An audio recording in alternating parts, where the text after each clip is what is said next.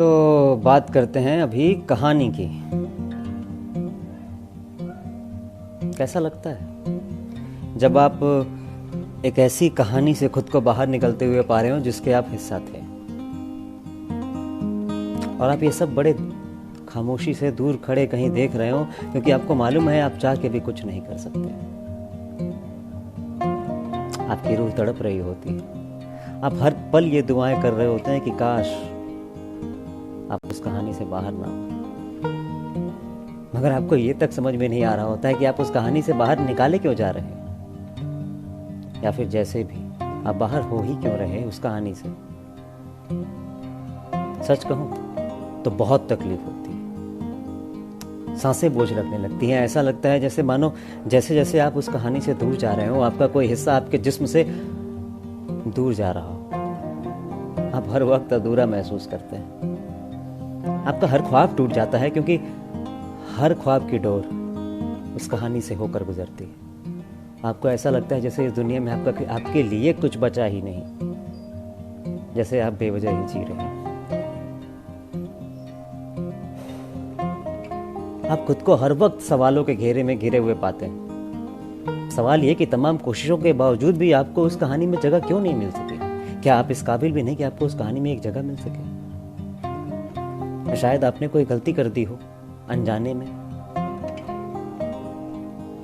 और आप ऐसे ही सवालों में उलझते जाते हैं, और धीरे धीरे आप खुद को एक ऐसे दलदल में पाते हैं जहां से निकलना मुश्किल ही नहीं नामुमकिन हो जाता है।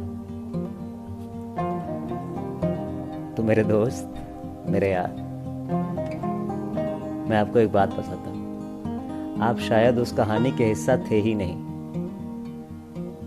आपका किरदार सिर्फ उस कहानी में उतने दिन का था जितने दिनों तक आपकी जरूरत थी उस कहानी में। आप अपनी गलतियों की वजह से बाहर नहीं हो रहे, आपको उस कहानी से निकाला जा रहा है। आपको उस कहानी से निकाला जा रहा है क्योंकि अब आपकी जरूरत नहीं है उस कहानी में। तो आप खुद पे सवाल ना रखिए, शायद आप उस कहानी के लिए बने ही नहीं जिसमें से आपको निकाला जा सके। सच को समझिए, अपनी खुद की एक कहानी लिखिए, क्योंकि जिस कहानी को आप लिख रहे हो उस कहानी से आपको निकाल पाना नामुमकिन है।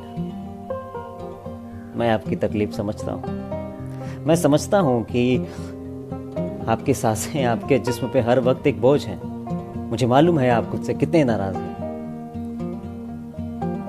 क्योंकि मैं भी शायद किसी कहानी से निकलने या निकाले जाने के उसी दौर से गुजर रहा हूं। शायद।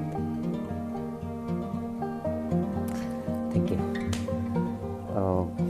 अच्छा लगा हो तो शेयर कर दो। Thank you so much.